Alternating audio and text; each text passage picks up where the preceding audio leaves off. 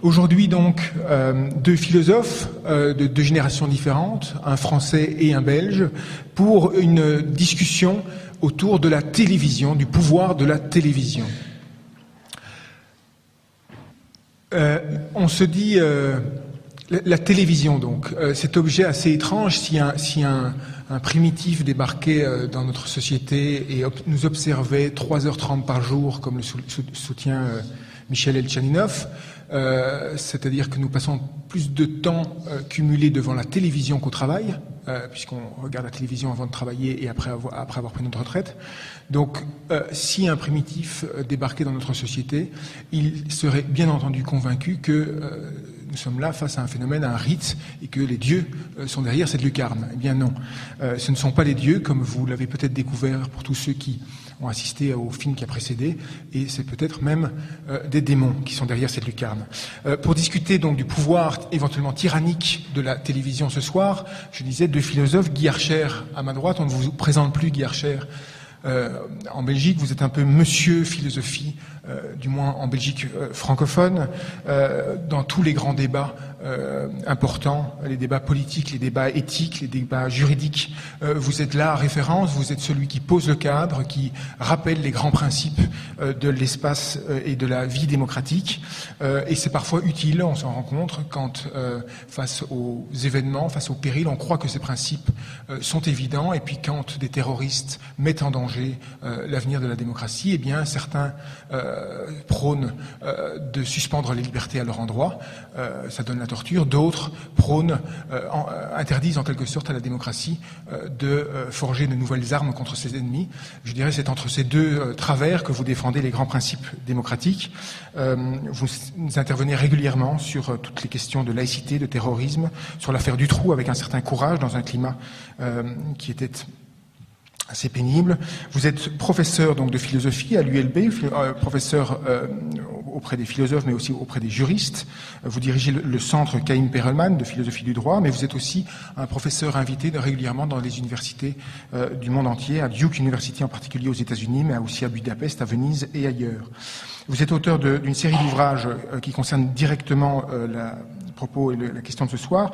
Je parle Le fantôme de la liberté, la servitude volontaire et l'homme moderne chez Laborde, aussi Philosophie des droits de l'homme, un texte classique, La laïcité, un petit volume au PUF, et aussi Les démocraties survivront-elles au terrorisme chez Laborde.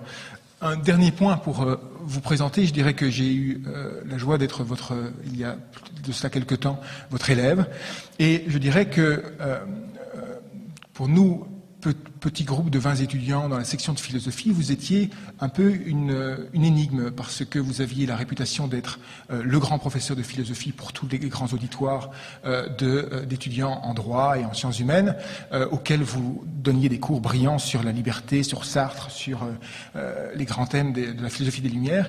Et en quelque sorte, avec nous, vous nous réserviez en quelque sorte vos auteurs favoris, mais qui étaient aux antipodes de cet enseignement-là. C'était les Deleuze, les Foucault, les Derrida, c'est-à-dire tous les penseurs qui déconstruisaient, qui avaient passé leur vie à déconstruire les grands principes du sujet, du droit, de la liberté.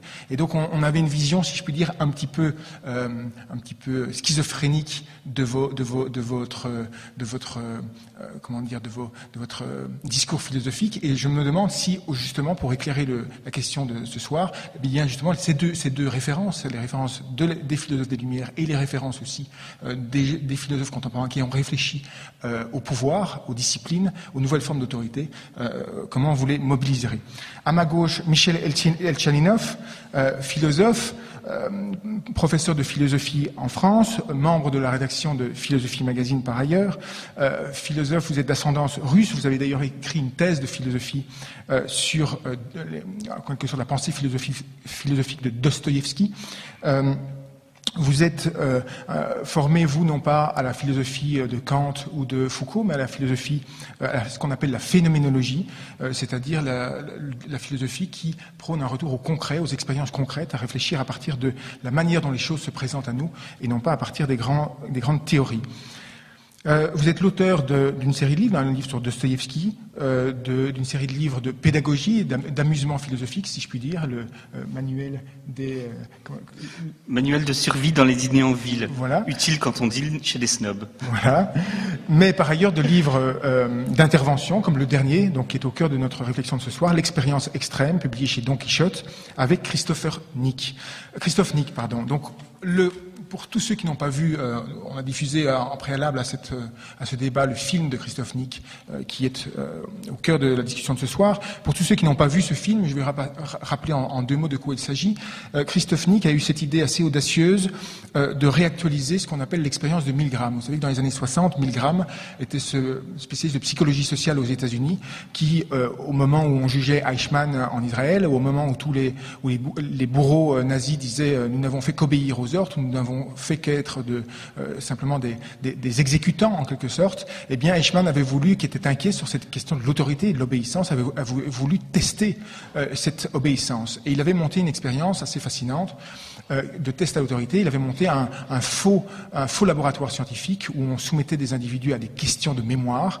La personne qui est interrogée était la seule personne qui était vraiment, en quelque sorte, qui ignorait tout du montage, et la personne à qui on posait les questions de mémoire était totalement complice de l'ensemble de l'expérience. Il s'agissait de savoir comment de tester, puisque la personne devait poser des questions, et quand le cobaye répondait de travers, il devait lui ingurgiter lui envoyer des décharges électriques, en montant de plus en plus jusqu'à la décharge létale de 450 volts.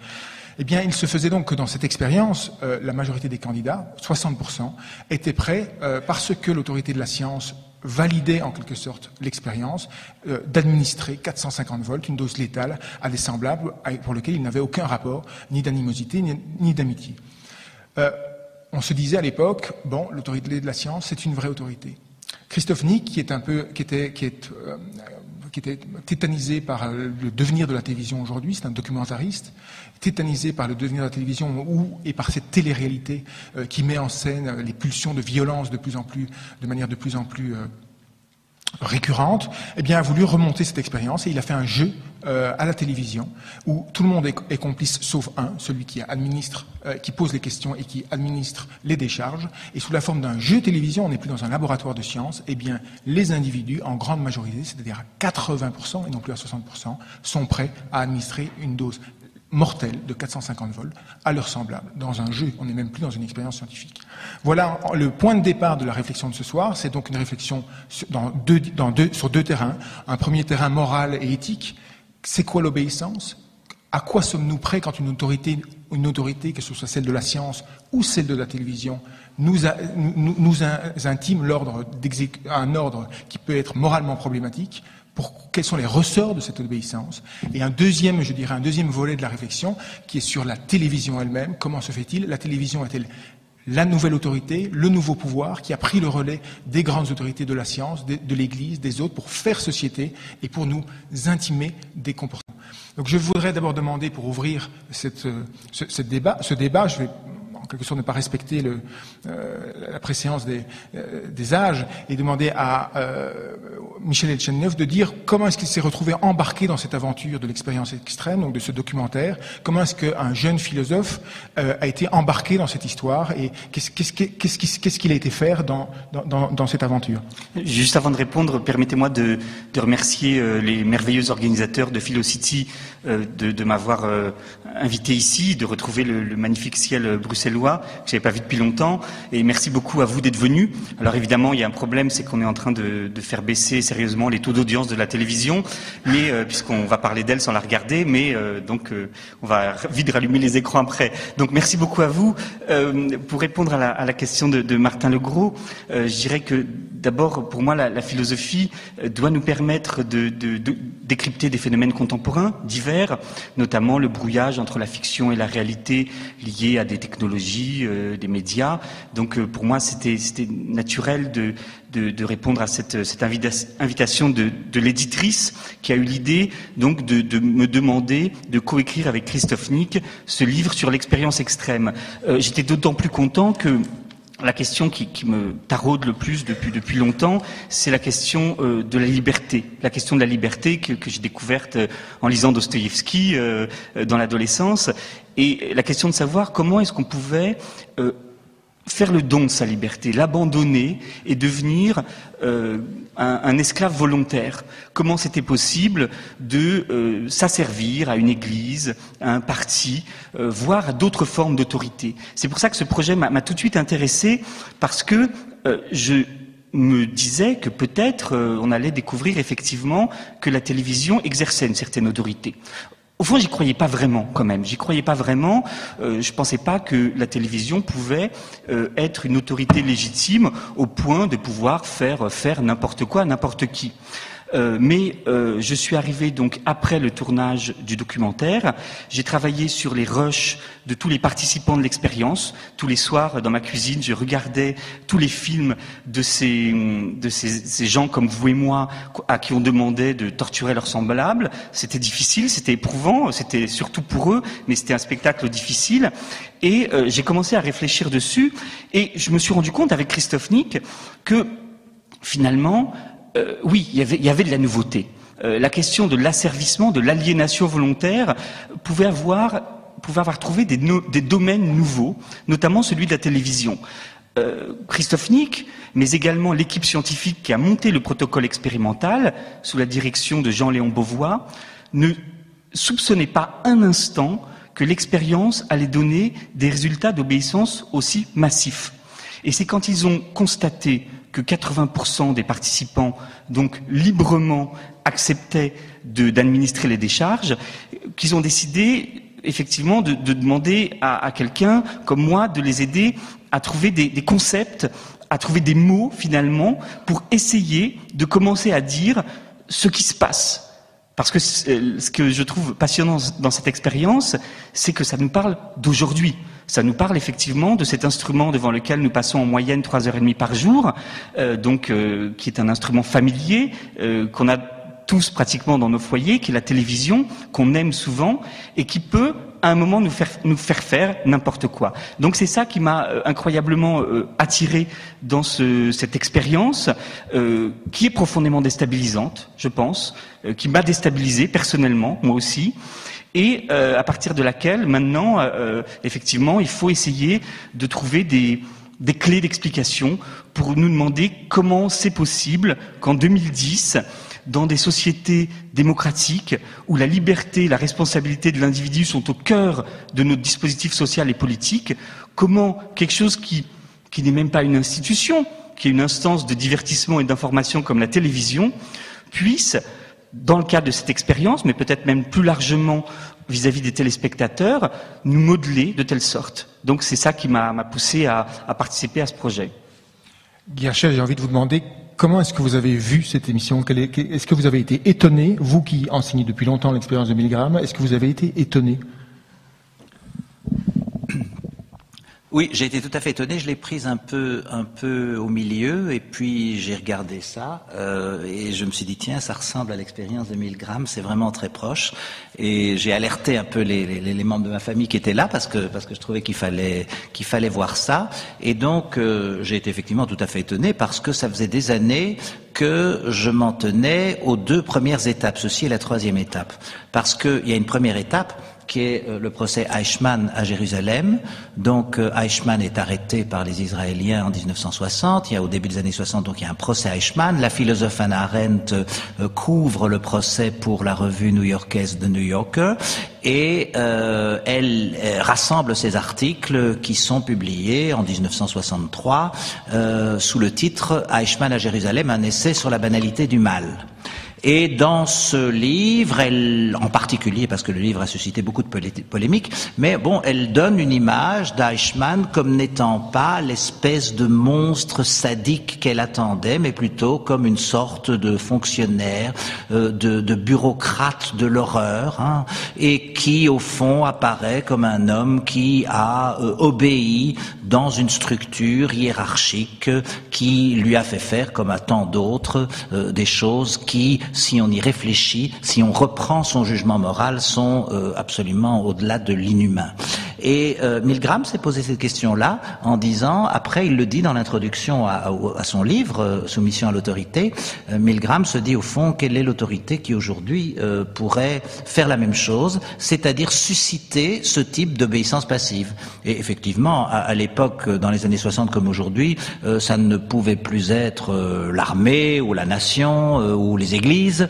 Et il s'est dit, mais l'université ou une université très prestigieuse comme l'université Yale aux États-Unis, oui.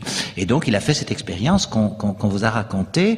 Et pendant plusieurs années, j'ai enseigné ça aux étudiants. Je crois que je le faisais quasi toutes les années parce que je me disais que c'était un bon élément de tension entre les valeurs politiques que nous défendons. Et je me disais quelque part, ça montre que l'enseignement n'est pas passé. Alors l'émission de télévision, bien entendu, n'a fait que confirmer ça, parce que on nous enseigne quand même que les droits de l'homme constituent le principe fondamental de légitimation de l'autorité. Le principe fondamental des droits de l'homme. Vous avez l'autorité de la science, vous avez aussi l'autorité que vous pouvez accorder aux églises, vous avez le principe même démocratique des majorités, mais il y a, et c'est comme ça que c'est de plus en plus présent chez nous, dans les constitutions, dans les traités internationaux, dans les mentalités, l'idée que les droits de l'homme sont plus fondamentaux.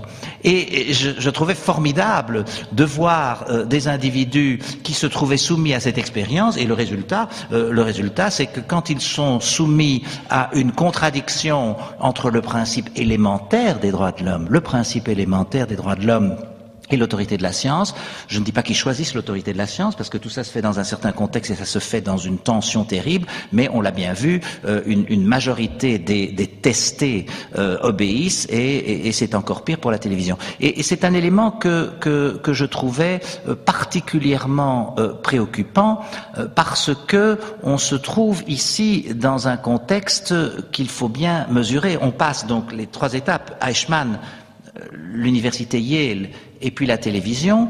Dans le cas Eichmann, je suis pas sûr que Hannah Arendt ait raison. Bon, sur le cas Eichmann lui-même, Eichmann a tenu son propre discours, etc. C'est beaucoup plus compliqué que ça.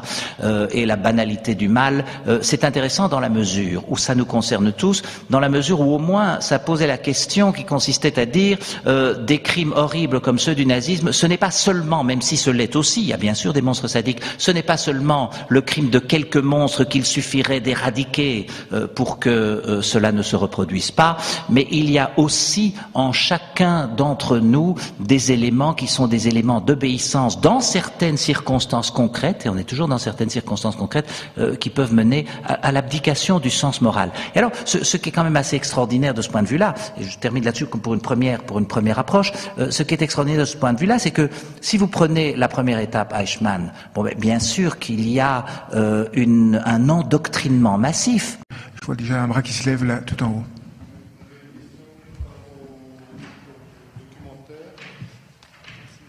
Donc une question par rapport au documentaire qui était, est-ce que le public, parce qu'à un moment, monsieur Gros nous dit que la seule personne qui était complètement pas consciente de ce qui se passait était le questionneur, mais moi dans le documentaire j'ai cru comprendre que le public était aussi complètement naïf et complètement inconscient de ce qui était en train de se dérouler. Et à aucun moment on aborde la question de la réaction du public par rapport à l'expérience. Alors, effectivement, c'est un peu plus abordé, un peu plus en détail dans le livre, parce que le film ne pouvait pas tout dire, il y avait des contraintes de temps. Alors, en fait, il y avait des demi-journées où 4 participants se succédaient, avec le même public. Dans le public, il y avait 100 personnes, donc qui était un public volontaire, qui était souvent habitué à participer à ce type d'émission, qui aimait bien ça, qui était donc réparti sur les gradins. Le même public, donc, voyait défiler 4 candidats. Donc ce public était naïf au premier passage. C'est-à-dire quand un candidat arrivait, il pensait que c'était des vraies décharges. Il y avait un chauffeur de salle, dont le rôle est fondamental, qui était là pour dire au public ce qu'il fallait faire. C'est-à-dire le public était chauffé avant, allez on y va, allez on applaudit, allez on s'entraîne, on va s'amuser, tout ça. Châtiment, châtiment, la fortune, la fortune. Donc premier passage, dans chaque matinée, public naïf. Le public naïf avait souvent tendance à incriminer la nullité de Jean-Paul. c'est-à-dire à dire vraiment celui-là, Jean-Paul, c'est celui qui est enfermé dans sa caisse et qui est censé répondre. Le public, donc, était souvent porté à incriminer l'attitude de Jean-Paul en disant vraiment celui-là, quel mauvais candidat. Moi, ensuite, en plus, le public jouait le jeu, c'est-à-dire qu'il retenait dans leur tête les associations, donc il jouait aussi. Et donc, il y avait une attitude parfois un peu énervée contre le Jean-Paul en question. Et il faut souligner que donc aucune personne du public ne s'est levée et n'a quitté le plateau. Donc c'est un public qui était véritablement captif du chauffeur de salle. Ensuite, pour les 3 candidats suivants, donc dans la même matinée, on était bien obligé de révéler au public qu'il s'agissait d'un subterfuge, parce que le public allait réentendre le même candidat Jean-Paul avec ses mêmes supplications et ses mêmes cris. Donc le public, on était obligé de lui dire que les 3 passages suivants, c'était du chiquet, donc de tout lui expliquer. Dans ces 3 passages suivants, évidemment, le public, cette fois, devient solidaire du questionneur. C'est-à-dire le public qui comprend qu'on est en train de vivre une expérience de psychologie sociale, qui comprend enfin la souffrance que connaît le questionneur, celui qui pose les questions, a envie que le questionneur s'arrête, a envie que le questionneur désobéisse. Et donc, quand le public n'est pas naïf, donc 3 fois sur 4, quand parfois un questionneur a réussi à dire non, j'arrête, c'est fini, là le public l'acclame. Donc c'est ça qui est pas forcément très bien expliqué dans le film par faute de temps, mais c'était un dispositif donc assez complexe, mais où il faut dire donc que, en tout cas pour le premier passage, le public est là comme un seul homme, obéit aussi, c'est une foule comme Le Bon les analysait. Y a-t-il d'autres questions là? Il y a un problème que vous n'avez pas encore abordé et qui vous concerne personnellement, les organisateurs du film.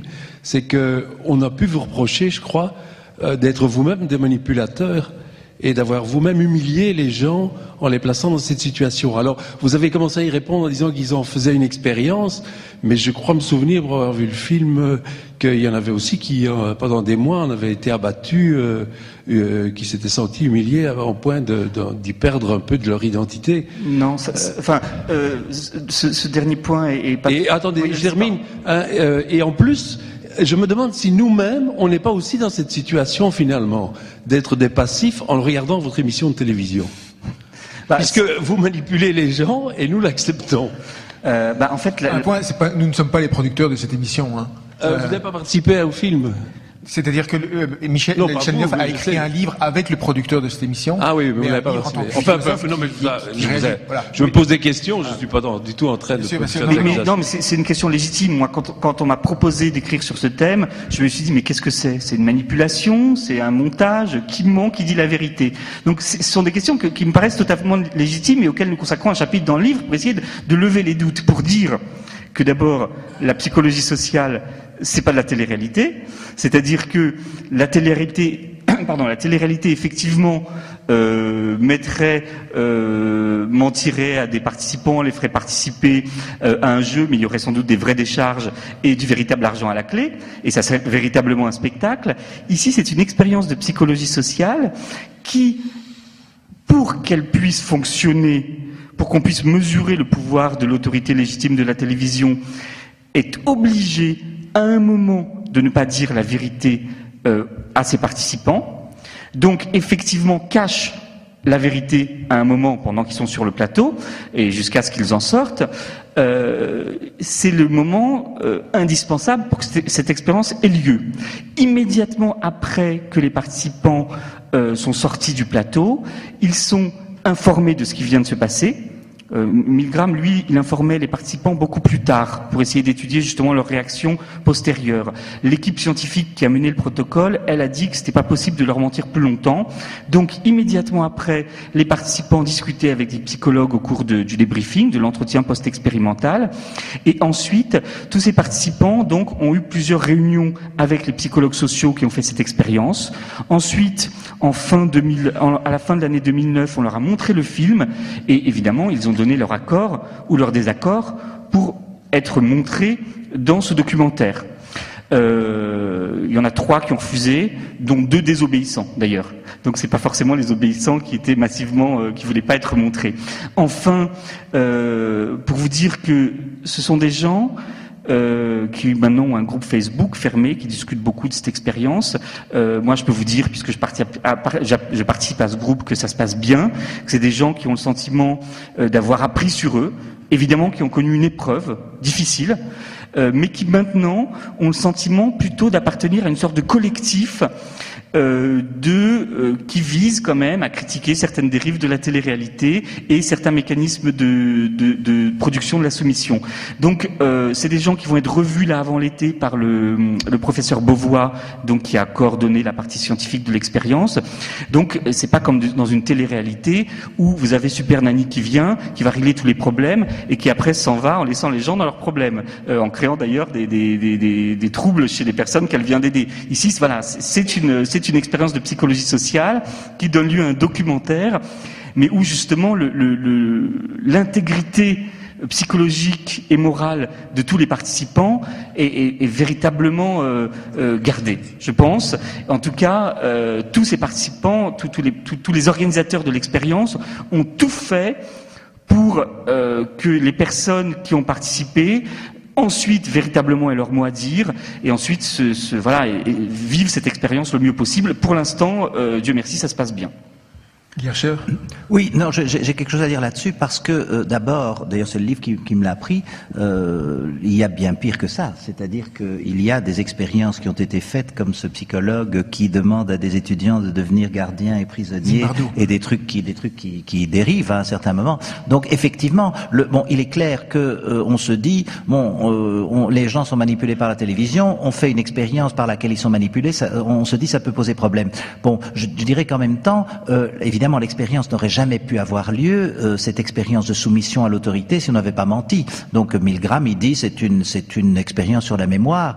C'est pas du tout une expérience sur la mémoire et sa fameuse loi psychologique suivant laquelle la mémoire est améliorée quand on envoie des décharges électriques est évidemment tout à fait arbitraire.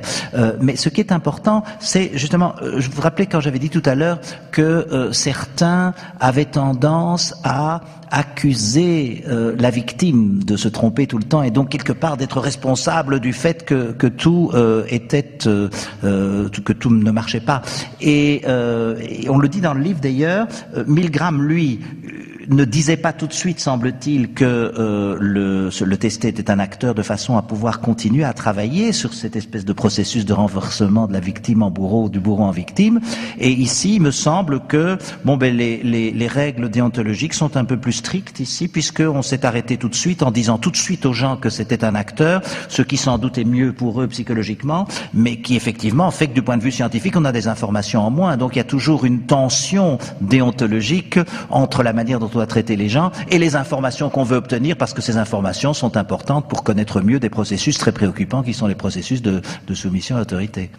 Ce qui est très troublant d'ailleurs, c'est qu'une partie des gens qui ont désobéi, quand on vient leur apprendre que toute cette expérience était fausse, disent mais peu importe que c'était faux, j'ai fait du mal, c'est-à-dire que l'épreuve, même quand ils savent qu'elle était fictive, elle reste pour elle une épreuve morale qui était très éprouvante. Mais il y a aussi l'inverse, il y a aussi une reconstruction rétrospective, non, c'est-à-dire des participants qui disent mais oui bien sûr c'est pas un vrai, je l'ai toujours su, alors que manifestement tout montre qu'ils ne le savaient pas.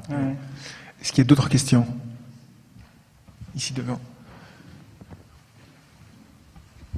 Voilà, justement, je voulais juste revenir sur cette histoire du public, parce que je suis médecin et c'est vrai que je suis assez attachée à la démarche scientifique et que quand on fait des expériences, il faut le consentement libre et éclairé des patients, et que moi, quand j'ai vu cette émission, d'abord j'étais terriblement choquée de la réaction des gens et dans laquelle moi je me mettais aussi.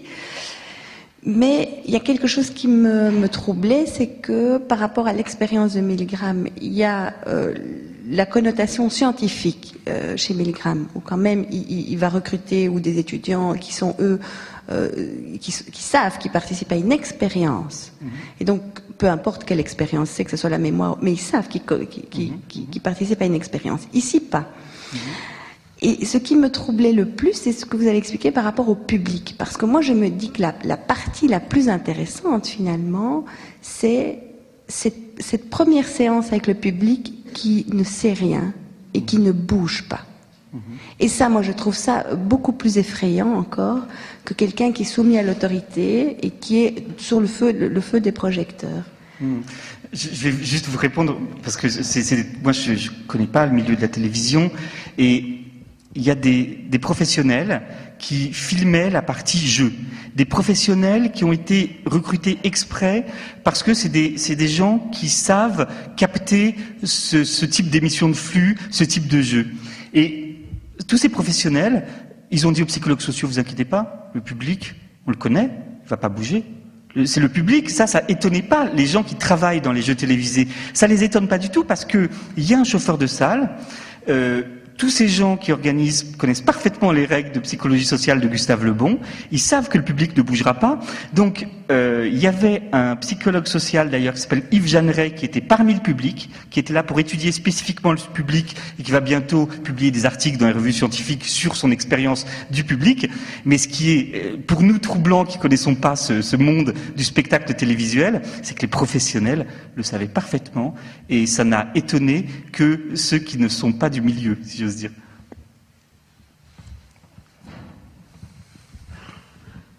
Merci madame. J'aurais voulu avoir l'avis de nos intervenants sur la question de la conférence, qui est la télé nous rend-elle mauvais? Parce qu'on a évidemment parlé, je n'ai pas vu le film, mais je vais aller l'acheter puisque j'ai vu qu'il était sorti en DVD à Bruxelles. Guy Archer a abordé différentes théories très différentes sur le pouvoir maléfique ou bénéfique de la télévision, et j'aurais voulu avoir votre sentiment, parce que ce qui m'a frappé, c'est quand j'ai lu l'éditorial d'Alexandre Lacroix sur le thème de la télévision dans Philosophie Magazine, il disait qu'au fond, la meilleure attitude avec la télévision, c'était de l'éteindre. Et ce qui m'a frappé, c'est que ça m'a mis tout à fait en résonance avec toute une série de mouvements en France et en Belgique qui sont en train, je dirais, de prendre un petit peu d'ampleur, tous les mouvements pour la décroissance, pour la simplicité volontaire, pour un autre paradigme de développement.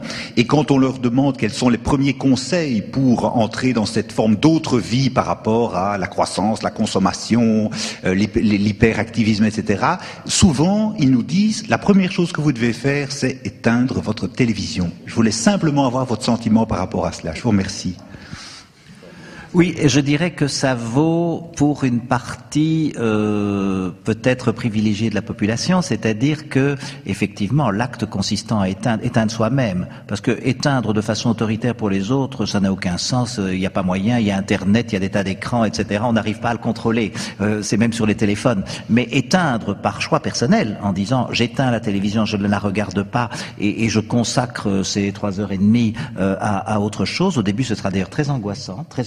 Parce que la télévision est comme une addiction et donc évidemment on a tendance à la rallumer, parce que tous les moments où la télévision sert à remplir le vide, où elle est là et quelque part elle nous accompagne, si on ferme la télévision, d'ailleurs quand il y a une panne de télévision ça crée parfois des crises dans les familles, parce que quelque part il y a un vide qui peut être très positif, mais évidemment il faut être capable de l'utiliser, et si on veut effectivement en faire quelque chose, mais c'est comme avec la décroissance, il faut être capable aussi de vivre avec moins, et il faut avoir une certaine éthique, il faut avoir un certain plaisir des choses qui ne coûtent pas, etc. Tout ça, ce sont des choses qui s'apprennent.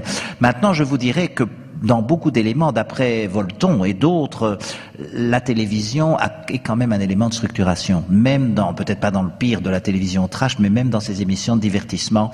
Et quelque part, elle l'aide à socialiser, parce que le divertissement est un élément important. Enfin, Pascal disait que ça nous aide à oublier la mort et ça nous fait oublier Dieu. Mais alors, si on n'a pas Dieu, quelque part, le divertissement est nécessaire pour remplir notre vie, et que comme on peut pas résoudre tous les problèmes à la fois, eh bien la télévision a quand même un élément, même dans le divertissement, mais parfois même un peu dans la formation, et c'est quand même un élément de socialisation qu'il ne faut pas oublier aujourd'hui, et qui permet à certains individus qui sinon n'entendraient que de la brutalité, des éructations, etc., d'être un petit peu structurés par un discours qui est un discours en français ou en anglais correct, et qui quelque part peut les socialiser. Et je crois que Volton, quand il dit ça, il est tout à fait conscient de ce que c'est que la télévision trash, la télévision poubelle.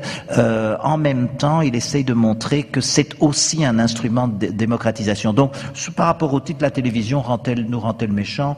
Je dirais non. Je dirais qu'il y a certaines émissions de télévision qui malheureusement deviennent de plus en plus dominantes parce qu'il y a beaucoup d'argent avec ça, et que ça correspond à une tendance de notre société qui est la tendance à cette espèce de compétition qui n'est plus du tout une compétition de fair play mais une compétition tout à fait dérégulée que la télévision reflète et accentue à la fois. Ça, c'est un phénomène dangereux. Moi, personnellement, mais je suis pas un spécialiste de la télévision, je parlerai pas de la télévision en général. Oui, pour reprendre ce que je disais tout à l'heure sur l'homme foule et l'autorité virale, moi ce que je pense c'est que il y a un dispositif technique qui isole et rassemble les hommes d'une certaine manière. Ensuite, il y a une idéologie qui est véhiculée par certains programmes depuis une trentaine d'années, de manière ascendante, une idéologie liée à l'exhibition de l'intime, transformée en spectacle, et non plus une confession sincère, mais transformée en spectacle, de l'humiliation, d'une certaine forme de violence réelle ou symbolique, et que c'est cette télévision-là qui, profitant de ce dispositif, à mon avis, risque quand même de participer à la désagrégation du lien social. Donc c'est pas la télévision, c'est une télévision dont les représentants sont un certain nombre d'émissions de télé-réalité, de divertissement, qui véhiculent tout de même une idéologie du chacun pour soi et surtout de l'élimination active de l'autre pour réussir. Donc qui est une idéologie active d'un certain ultralibéralisme, pour moi. Et donc, une certaine télévision nous rend-elle mauvais? Peut-être pas. En tout cas, elle nous modèle. Je pense qu'elle modèle profondément les paroles, les conduites de certains d'entre nous quand on y est surexposé, sans regard critique. Les psychologues sociaux disent que la télévision, en tout cas pour prendre la violence à la télévision, produit 3 effets. D'abord, un effet, ils appellent ça l'excitation cognitive, c'est-à-dire un programme très violent peut nous faire avoir des bouffées de violence, mais c'est rapide. Deuxième effet à moyen terme, qui est lié à une exposition plus permanente à la télévision, qui est un effet de désensibilisation vis-à-vis de la violence. C'est-à-dire que quand on regarde en permanence de la violence, eh bien les psychologues sociaux, à partir de tests tout à fait précis, démontrent que la violence réelle, finalement, nous affole moins, nous touche moins, on se désensibilise. Ça, c'est l'effet à moyen terme. L'effet à long terme de la violence à la télévision, c'est l'anxiété. Si ce qu'on regarde à la télévision, tous ces enfants et ces parents incestueux, criminels, ces gens qui s'éliminent, qui s'insultent en permanence à la table du petit déjeuner en Afrique, quelqu'un débarque et dit bande de tocards, vous êtes des nuls, etc., en guise de bonjour. Cette agressivité, cette violence, elle provoque, et ça là encore des tests de psychologie sociale essayent de le montrer, de l'anxiété. Qu'est-ce que c'est que ce monde si méchant où il y a tant de violence? Eh bien, cette anxiété-là aboutit à la demande sécuritaire. Pour nous protéger de ce monde, heureusement qu'il y a la police, heureusement qu'il y a une police qui parfois, bon, il faut bien rogner sur certaines libertés pour faire appliquer l'ordre. Donc, la télévision ne nous rend pas forcément mauvais. Je pense qu'elle peut nous rendre parfois plus conformistes, parfois moins sensibles aux aspérités du réel, et parfois elle peut aussi nous rendre anxieux, ce dont jouent parfaitement les politiques, je pense. Voilà, donc je pense qu'effectivement la réponse doit être un peu plus précise que l'intitulé général, la télévision est-elle démoniaque? Il y a des très bons programmes. Est-ce qu'il y a encore une ou deux questions? Là en haut. Oui. Voilà. Vous prétendez... Pardon. Oui, merci. Vous disiez tout à l'heure que personne n'accepterait d'aller du point zéro à l'agressivité totale. Sur quoi vous basez-vous pour dire ça? Est-ce qu'il y a des expériences qui ont eu lieu? Donc vous prétendiez qu'on ne pouvait arriver à la punition ultime que par gradation. Oui? Non, c'est M. Archer, oui, je pense. Hein. Mais est-ce qu'on a fait le test de passer de rien du tout au coup de revolver? Est-ce qu'on a testé ça? Vous pensez qu'il y aurait un pourcentage de combien? J'espère plus faible.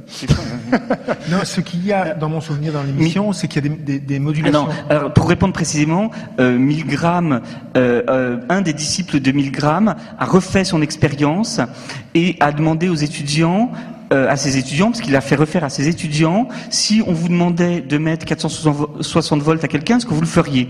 98,5%, mais à peu de choses près, disent non, impossible. Et après, il l'a fait faire au même. Et là, il aboutit au chiffre standard d'environ 60-65%. C'est-à-dire que les psychologues sociaux, Milgram et ses disciples, nous disent que si on dit c'est la graduation effectivement qui compte. C'est le fait qu'on est de plus en plus engagé, qu'on n'arrive pas à s'en dépêtrer. Les psychologues sociaux ont une formule très belle, je trouve, et assez terrible, assez effrayante. Ils disent que quand nous agissons, c'est davantage par adhérence que par adhésion. C'est-à-dire on colle aux choses. On nous fait avancer petit à petit en adhérant à ce qu'on essaye de nous faire faire, davantage que par adhésion morale et idéologique. Donc oui, ça a été fait. Et par ailleurs, juste un mot pour dire qu'il y a 3 variantes de l'expérience qui ont été faites dans l'expérience du jeu de la mort pour essayer de voir quelles étaient les variables d'obéissance à l'autorité. Et par exemple, une des variantes liées au départ de l'animatrice. Milgram avait constaté que quand le savant sortait de la pièce, eh bien, le taux d'obéissance chutait jusqu'à 25%. C'est à peu près le même chiffre dans le cas de l'animatrice qui quitte le plateau. Les gens, quand ils ont plus cette pression de l'autorité, ils arrêtent d'obéir. Ça prouve bien qu'ils sont pas sadiques. En tout cas, qu'il y en a très peu de sadiques. Donc, il y a eu plusieurs variantes, mais qui ont été réalisées. Oui, il y a aussi un moment dans l'expérience de Milgram, ou une des modalités de l'expérience de Milgram qui ne pourrait pas se réaliser à la télévision, c'est le moment, je ne sais pas si c'est dans l'expérience standard, où le testé, à un moment, lui dit, écoutez, moi je veux m'en aller, je veux plus de votre argent. Et où le savant lui dit, monsieur, il s'agit pas d'argent, il s'agit de la science. Et où le type continue. Donc, quelque part, il y a un moment où on s'aperçoit que là, je ne suis pas sûr que ce soit possible là, parce que là, il n'y a pas d'argent qui est là.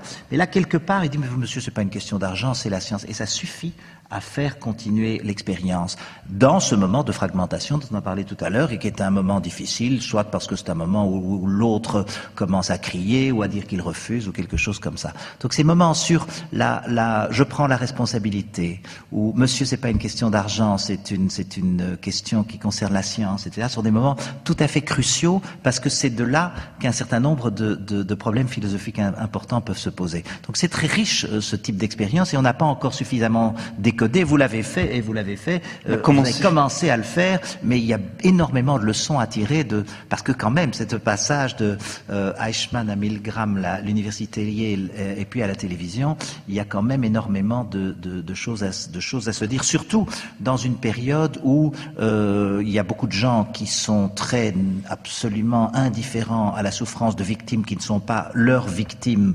désignées dans la concurrence des mémoires, etc., et où ici, la victime est quelqu'un qu'ils ne connaissent pas, qui fait rien de mal, à un certain moment, on accuse de gâcher le jeu, mais ça, c'est quand même très très fort. Parce qu'on demande aux gens, souvent, on leur dit, écoutez, et qu'est-ce que vous feriez pendant la guerre? Vous devez être des résistants, vous êtes capable de résister à une autorité, même en cas de danger, enfin, une espèce de morale kantienne comme ça. Oui, d'accord, mais il faut peut-être commencer au moment où l'autorité n'a pas de pouvoir répressif sur vous, n'a pas non plus de discours de conviction idéologique très très matraquant, je dirais, mais vous met dans des conditions desquelles vous pourriez sortir quand les voyez de l'extérieur, mais c'est vrai qu'il est très difficile d'en sortir. Et vous disiez tout à l'heure, au fond, il y a la solitude. Mais je crois que là, par rapport à Milgram, je crois que le testé de Milgram est encore plus seul. Parce qu'avec ce public, le public a un côté comme ça, c'est un phénomène quand même de foule. Hein. Oui, mais je pense que le public aussi châtiment, parfois accentue la solitude aussi du questionneur. Avec la solitude, en même temps, une pression encore plus forte. Oui. Peut-être une dernière question. J'avais vu. C'était là-bas, oui. En fait, c'est vrai qu'il y a beaucoup d'enjeux avec cette expérience et entre autres aussi le problème de la pulsion de mort au niveau psychanalytique, la mise à mort collective qui a toujours existé, dont on n'accepte pas qu'elle soit peut-être encore aussi active. Enfin, ça, c'est une question que je me pose. Mais sinon, c'est comme enseignante que je me pose des questions. Je suis enseignante depuis des années en discrimination positive. C'est tout le problème de la transmission, du questionnement de l'autorité en tant qu'enseignante, puisque moi aussi, je suis pas de la génération 60, mais disons 70. Comme enseignante pendant des années, c'était l'anti-autoritarisme, la négociation permanente. Et maintenant, j'en suis revenue à une autorité assez dictatoriale, je dirais, en classe, parce que sinon plus rien n'est possible. Comme parents, on se pose aussi ces questions. Et en fait, on ne sait plus comment transmettre ce concept de jusqu'à quel point ne se soumettons pas à l'autorité, puisque nous, comme enseignants, on l'incarne et en même temps, on ne sait plus se positionner là-dessus. Et je trouve que ça pose aussi cette question-là, parce que c'est ça qui est aussi en jeu dans les 80%. C'est que, en fait, on n'a plus non plus le mode d'emploi anti-autoritaire. Parce que vous savez très bien que dans des classes, on peut remettre absolument tout en question. Pourquoi est-ce qu'on viendrait à l'école à l'heure? Pourquoi est-ce qu'on ferait nos devoirs? Pourquoi est-ce qu'on vous obéirait? Pourquoi est-ce qu'on enseigne Darwin? Pourquoi? Tout. À un moment donné, eh bien non, on dit non, stop, c'est, point, vous obéissez. Et donc on ne rapprend plus, enfin si, par le débat progressif, mais à un moment donné, il y a ses limites. Moi, ça me pose vraiment, vraiment question, ça. Guercher, est-ce qu'une défense critique de l'autorité est concevable? Oui, je pense que c'est de nouveau ce phénomène qui est un phénomène très paradoxal, c'est-à-dire que c'est massif dans les sociétés contemporaines, dans la montée de l'individualisme, et ça c'est des choses qui avaient été dites déjà par Tocqueville. La délégitimation des autorités traditionnelles est massive, au nom de l'idée que ces autorités n'ont pas à me dire comment je dois vivre. Et donc, quelque part, l'autorité dans la famille est une autorité, par exemple, qui est contestée, l'autorité des professeurs, tout ça, c'est évidemment à des niveaux différents suivant les branches d'autorité, mais c'est un phénomène massif. Et en même temps, et c'est un phénomène différent, et c'est ça qui est intéressant, parce que c'est plus difficile peut-être de maintenir l'autorité vis-à-vis des élèves dans certaines conditions, et puis on en revient à une conception plus autoritaire au sens du pouvoir, et ces élèves qui sont peut-être très rebelles dans la classe et qui sont difficiles à maintenir pour tout un ensemble de raisons, sont sûrement par ailleurs extrêmement conformistes, grégaires, sensibles aux phénomènes de mode, sensibles aux préjugés, sensibles à un suivisme, et donc les deux sont présents dans la société contemporaine.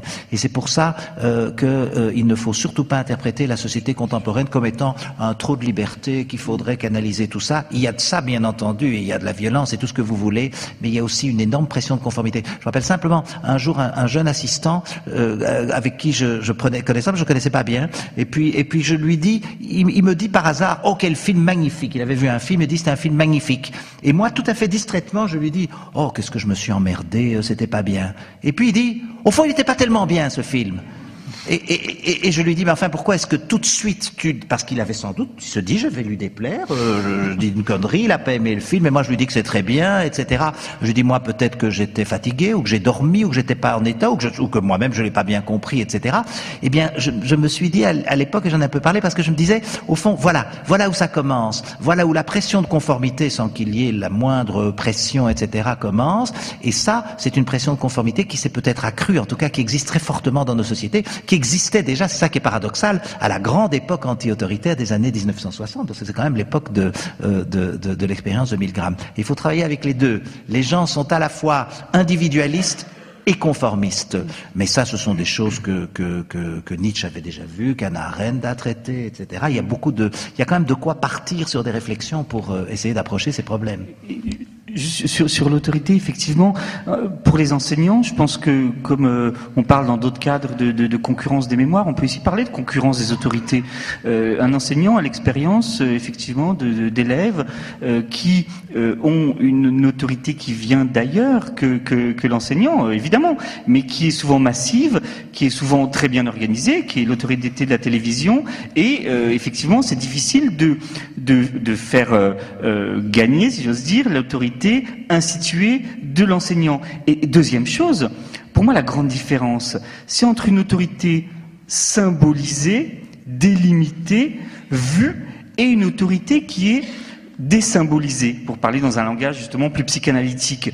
Je pense que ce qui se passe avec la télévision, c'est l'émergence d'une autorité qui ne se dit pas comme telle, qui ne s'applique, qui n'apparaît pas comme telle, parce qu'elle n'est pas délimitée, parce que la frontière entre fiction et réalité, entre début et fin, entre information et divertissement est de plus en plus floue, et que ce phénomène finalement d'homogénéisation et de flou vise à créer une autorité qui n'est plus l'autorité symbolique. Et je pense que autant l'autorité symbolique est indispensable au développement d'un enfant, d'un individu, et qu'elle peut ensuite être justement discutée parce qu'elle est symbolisée, parce qu'elle est visible, autant une autorité non visible et désymbolisée peut avoir des effets destructeurs. Donc je pense qu'aujourd'hui nous vivons un moment important, presque de lutte entre des autorités symboliques qui souffrent et des nouvelles autorités désymbolisées.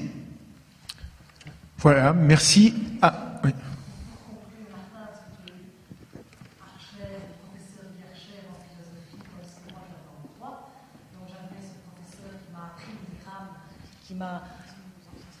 Oui, j'ai eu Guy Archer qui m'a appris 1000 grammes et qui m'a bouleversé avec cette expérience. J'ai l'impression que des années après, j'aurais été participante à cette émission, j'aurais fait le parallèle immédiat par éducation, par le professeur de philosophie que j'avais en droit à l'époque, et je me serais dit, mais ça c'est 1000 grammes qu'on me fait rejouer. Ça c'est le premier plan au niveau éducationnel par rapport aux gens qui étaient dans l'émission. La deuxième chose, c'est que ça je sais, et ça c'est pas du tout orgueilleux parce que je ne sais pas du tout comment j'aurais réagi, mais je sais que je n'aurais jamais répondu à un test pour une émission pilote à la télé. Ça j'en suis sûre. Je ne sais pas comment j'aurais réagi, mais je suis sûre que je n'aurais pas répondu. Alors pouvez-vous, avec la conclusion que vous avez eue sur l'expérience, qui finalement est la seule à nous dire si on serait des résistants ou pas, pouvez-vous imaginer une expérience pour moi qui me fasse flancher et qui ne soit pas liée à 1000 grammes, qui ne soit pas liée à une expérience pilote de télévision? Et s'il vous plaît, comment me piéger? Y avez-vous déjà pensé à cette possibilité d'une nouvelle expérience, et laquelle? Dans le cadre d'une conférence de philosophie, par exemple, il faudrait monter un protocole. Non, juste pour vous répondre précisément sur vos deux points qui sont très intéressants. Tout à fait concrètement, il y a une personne qui a dit ça me rappelle I comme Icare de Henri Verneuil. Donc une personne qui a été immédiatement donc écartée des résultats de l'expérience. Donc on lui a dit non, elle ne sera pas prise en compte dans les statistiques. Les autres ne connaissaient pas l'expérience de 1000 grammes. Vous êtes une femme cultivée, vous connaissez 1000 grammes et c'est génial parce que ça vous permettrait justement de... Sauf que les pires pendant la guerre qui n'ont pas résisté, etc., on voit que justement c'est pas une question de culture ni d'avoir eu accès à Guy Archer, à l'ULB. Oui. C'est une question d'expérience. Vous avez une expérience culturelle. Non, je veux dire, les grands résistants n'ont pas nécessairement été des gens d'université. Oui. Non, mais là, dans la question précise pour reconnaître un protocole, il faut le savoir, quoi. Il faut le savoir, et je pense que le savoir peut aider effectivement à s'en dépêtrer avant d'y entrer. Donc c'est cette expérience d'avoir réfléchi sur le sujet, quand même, peut vous aider. Je pense que le sujet de la résistance est peut-être un peu trop large, mais en tout cas, à mon avis, vous auriez pu reconnaître, vous avez eu cette chance d'accéder à cette expérience de culture qui vous l'a fait reconnaître. Et donc, parmi les candidats qui étaient de catégorie, disons, de bac -2 à bac +3, pour respecter à peu près le panel qui avait fait 1000 grammes, enfin même respecter précisément, tant d'hommes que de femmes, de 25 à 55 ans, toutes ces catégories représentant les classes moyennes d'une société ont été sélectionnés sans qu'aucun facteur culturel ne soit présent pour expliquer la désobéissance. Donc sur le cas précis de 1000 grammes, ni homme-femme, ni homme-femme. Les femmes ne sont ni plus douces ni plus dociles que les hommes. Non, donc non, les femmes sont pas ni plus dociles ni plus douces que les hommes. Et dernière chose sur la deuxième question, c'était inventer un autre dispositif où il n'y aurait pas le biais. Est-ce qu'il n'y avait pas un biais du fait que tous ceux qui ont participé à ça étaient des consommateurs? Oui, juste pour vous dire, ceux qui ont accepté de participer, ce sont des gens qui ont déjà fait un test consommateur, mais pas du tout télé, donc goûter des barquettes, des yaourts, etc. On leur a proposé de venir participer au pilote d'un jeu télévisé. Ils savaient qu'ils ne passeraient pas à l'écran, ça les intéressait d'aller voir ce qui se passait de l'autre côté. Ils étaient curieux, un peu ravis quand même, intéressés par cette expérience. Moi, très franchement, je pense que si on m'avait dit un jour, pourquoi pas, là, aller voir ce qui se passe de l'autre côté, j'aurais pas forcément dit non, sachant que je n'aurais été jamais diffusé. Donc, ce sont des gens qui étaient curieux, et parmi cette population, donc, on a fait exprès de sélectionner seulement 25% de gros consommateurs de télé-réalité. C'est-à-dire qu'on a fait remplir des questionnaires sur les émissions qu'ils regardaient, et seulement 25% du public étaient gros consommateurs de télé-réalité. Donc ceux qui sont allés participer ne sont pas des téléphages absolus, seulement 25%, et voilà, ils étaient curieux. Je vais dire juste un mot sur la première partie de la question, parce que je me suis posé cette question-là en me disant, au fond, dans le faisant chaque année, devant un public quand même de nombreux, de plus de 1000 étudiants, enfin ils viennent pas tous, mais enfin, je veux dire un public nombreux, je me dis évidemment, effectivement, c'est de ça qu'il faut parler, et peut-être qu'effectivement, ça va faire quelques progrès dans la conscience des étudiants et des individus. Mais je me dirais donc évidemment que si tu avais vu un de mes élèves ou quelqu'un qui connaît l'expérience était confronté à ça, il reconnaîtrait très rapidement, tiens, c'est la même chose, comme moi je l'ai fait en prenant l'émission au milieu, et évidemment ceux-là ne pouvaient pas être retenus dans l'expérience. Maintenant, est-ce que ça rend plus résistant à un processus du même type, mais qui serait tout à fait différent? Parce que c'est vraiment une transposition avec un certain nombre de différences, mais vraiment une transposition délibérée d'ailleurs de l'expérience de Milgram à la télévision. Donc ceux qui connaissent l'expérience de Milgram, enfin, il y a tout, il y a les manettes, il y a la progression, il y a le moment où il ne répond plus. En fait, on reconnaît l'expérience de Milgram. Mais supposez que vous vous trouviez dans une situation tout à fait différente, c'est-à-dire que vous fassiez piéger différemment et que petit à petit vous fassiez quelque chose qui n'a rien à voir avec des charges électriques. Est-ce que cette connaissance de l'expérience de Milgram vous renforcerait et ferait en sorte que vous désobéiriez peut-être plus vite? Je n'en sais rien. Je l'espère. En tout cas, je trouve que c'est très insuffisant. Je trouve qu'il faut faire un travail à partir de ça. Mais c'est de ça qu'il s'agit, bien entendu. Peut-être une dernière question avant de... C'est une question, je dirais, fondamentale sur la vision de l'homme que l'un et l'autre vous proposeriez au terme de cette émission. Parce que on peut dire soit que le fait qu'il y ait 20% d'individus qui désobéissent prouve qu'une action morale est possible et que donc l'homme est un être de moralité. À l'inverse, on peut dire ce que vous avez dit aussi ce soir, que nous sommes tous le produit de dispositifs et que l'idée de liberté, en réalité, c'est une sorte d'illusion derrière lequel il y a un ensemble de dispositifs. Donc il faudrait savoir si, pour l'un et pour l'autre, à quelle vision, est-ce que ce serait une vision plus kantienne de le fait moral est rare, mais il prouve qu'il y a moralité, ou bien une vision plus, je dirais, foucaldienne du sujet qui serait toujours au carrefour d'une série de dispositifs et qui devrait jouer entre ces dispositifs?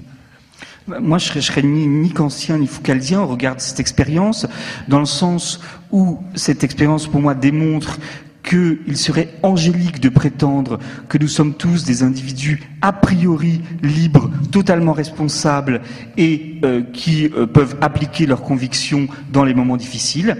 Et effectivement, cette expérience nous montre qu'il existe des lieux de pouvoir, qu'il faut les identifier, qui peuvent véritablement arriver jusqu'à presque annihiler notre liberté. Mais évidemment, tout est dans le presque. Parce que s'il existe des dispositifs de pouvoir qu'il nous faut obéir, si ce pouvoir est absolu, à ce moment-là, effectivement, nous sommes dans une vision totalement déterministe, totalement extérieure de l'humanité. Il n'y a plus de liberté et éventuellement, si on était dans les modes actuels, on serait dans la théorie du complot et dans la théorie qui dit que finalement, on est tous manipulés. Donc pour moi, ces 20%, ce 1/5 sont presque la preuve, on ne peut pas prouver scientifiquement la liberté, évidemment, mais en tout cas le signe que cette liberté, elle est extrêmement difficile, qu'elle n'est jamais acquise d'avance, qu'elle n'est pas kantienne, mais que la structure n'a pas gagné et que il y a quelque chose en l'homme qui nous permet de résister. Guy Archer, pour le mot de la fin. Oui, enfin, je ne sais pas si c'est le mot de la fin, parce que c'est quand même une question comme celle-là. Mais bon, il y a des moments où on fait des choses qu'on ne ferait pas dans les circonstances normales et où on se demande après, mais qu'est-ce que j'ai fait, hein, mais qu'est-ce que j'ai fait? Évidemment, ce sont des moments, ça ne suppose pas de manipulation, où on était sous, où on était très en colère, où pendant tout un temps on a été tellement obsédé par le but que l'on poursuivait que quelque part on ne s'est pas bien rendu compte, on n'a pas voulu voir les valeurs morales que l'on secouait un petit peu sur notre trajet. Donc c'est des choses qui arrivent et par rapport à ça, bien entendu, le travail sur le choix par soi-même est un travail très important. C'est pour ça, bon, moi je vis dans une université, on parle tout le temps de libre examen. Libre examen, c'est très bien, j'ai beaucoup d'admiration pour le principe. Mais enfin, il ne s'agit pas que de mots, il s'agit véritablement d'un travail qui est un travail très difficile. Et alors, quand on prend les expériences comme celle-là, ça veut dire que des autorités extérieures sont capables de créer ce que nous créons parfois par nous-mêmes. Donc on peut imaginer, on voit qu'est-ce que j'ai fait, j'étais dans ce contexte avec cette foule, avec cette animatrice, avec le jeu, avec les conditions du jeu, etc. Et j'ai fait quelque chose que manifestement je ne devrais pas faire. D'ailleurs, je me rendais compte à un certain moment, je reprenais ma liberté. C'est pas qu'ils ne sont pas libres dans cette expérience, c'est quelque part que c'est comme ça ne colle pas assez comme un timbre. Leur liberté est là, ils sont conscients de ces valeurs et quelque part le jeu est plus fort. Et d'ailleurs le côté où la pièce tombe, c'est-à-dire au moment où il y en a qui désobéissent à un certain moment, je parle pas de ceux qui désobéissent quasi tout de suite, il y en a quelques-uns, mais qui désobéissent à un certain moment, ou ceux qui continuent à obéir, est-ce que c'est vraiment pour des raisons morales ? Je crois qu'il y a aussi une question intellectuelle très forte, c'est une question d'argumentation. D'ailleurs, vous le dites dans le livre. Il y a un moment où il trouve des arguments. Par exemple, la femme, je crois que c'est une femme qui retourne contre les organisateurs en disant, parce que parfois les participants disent qu'est-ce que je dois faire, ou prenez la décision, dit non, c'est vous qui êtes le maître du jeu. Et alors elle dit si je suis le maître du jeu, je décide d'arrêter. Et nous avons fait un contrat, si lui décide d'arrêter, quelque part le jeu doit s'arrêter parce que il y a sa libre volonté, c'est un contrat. Et donc, mais pour ça, il faut quand même avoir une capacité argumentative, il faut oser le faire, il faut être capable de le faire. Donc il y a aussi dans cette récupération au fond de la liberté qui est toujours là, on le voit bien qu'elle est là, dans cette récupération de la liberté, il y a une dimension qui est morale, mais il y a une dimension qui est intellectuelle et qui est d'argumentation et d'argumentation à plusieurs. C'est un peu ce que Arendt appelle la pensée élargie, avoir la possibilité de se mettre à la place de quelqu'un d'autre aussi. Il y en a un moment, on le dit, quand vous êtes capable de vous mettre à la place de quelqu'un d'autre, c'est la base de la morale, hein, c'est la base de la morale, et quelque part, c'est déconnecté dans ce type d'expérience, sauf de temps en temps, il y a une fille qui arrête, elle a l'air très sympa, je n'aime pas les rapports avec les filles que j'ai vues à l'émission parce que j'ai oublié, mais dans le livre, elle a l'air très sympa parce qu'elle dit un moment, mais mettez-vous à sa place ou je me mets à sa place, et à partir de ce moment-là, elle s'arrête. Donc il y a des éléments d'éthique, de réflexion, d'argumentation, de pensée par soi-même qui émergent, mais qui manifestement, comme Milgram l'avait déjà vu 40 ans auparavant, ça colle pas assez. C'est là, mais en même temps, ça se décolle quand l'étage antique, tel que Milgram le définit, domine. Voilà. Est-ce que c'est kantien, foucaldien? Ça, je ne sais pas.